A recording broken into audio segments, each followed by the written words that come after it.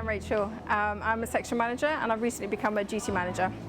In that time, I've had several incidents where I've had to be called upon to deal with different scenarios. I got a call in the afternoon to say that there was water pouring into the food hall. I went to assess the situation. It became apparent that there was water coming through the ceiling above the belted tills and the food information point. We then discovered through someone else coming downstairs to inform us that actually the leak was from the customer toilets upstairs, and it was much worse upstairs, and my facilities advisor was up there dealing with the mess upstairs. So I was feeling a bit harassed at that point, a little bit stressed. But we managed to contain the area, let senior management on the region know what was going on. We'd contacted RDM to get the drainage team in to urgently look at the situation. We'd got the signage up to let the customers know that they couldn't use the toilets, and we were directing staff to assist customers with the tills that were open.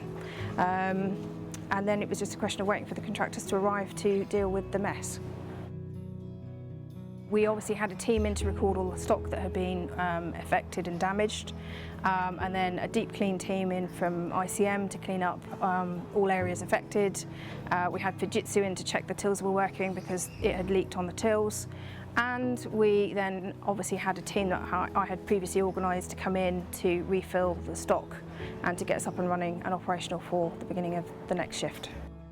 The second scenario was with a fridge breakdown. We got a call to say that the pack had failed on the roof, and the two of us attended the site. We started to empty the fridges. It became apparent that it was beyond our capabilities for the two of us to empty at the speed that the fridges were failing. So I took the decision as a duty manager to call in another member of staff from the call-out team, who arrived within 15 minutes because he lived locally. And between the three of us, we continued to empty the stock and get it into the fridge as fast as possible to save the stock. We then made the calls to RDM to say what we'd done. We then called the regional team to let them know what we'd done, and we then contacted the incident line to inform them at that point that we would not be trading from those fridges the following morning.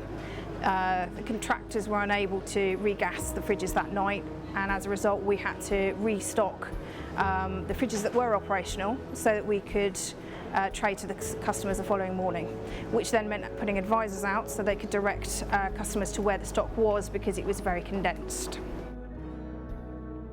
Following the evening, I was really relieved that we'd managed to save £22,000 worth of stock. I was really pleased that I'd made the right decision on the evening, considering the stress that we were under and how hot and bothered we were trying to save the stock. It was definitely the right decision to call a third member of staff in to come and help us empty the fridges. It was definitely the right move, and I'm really glad that that's what I did.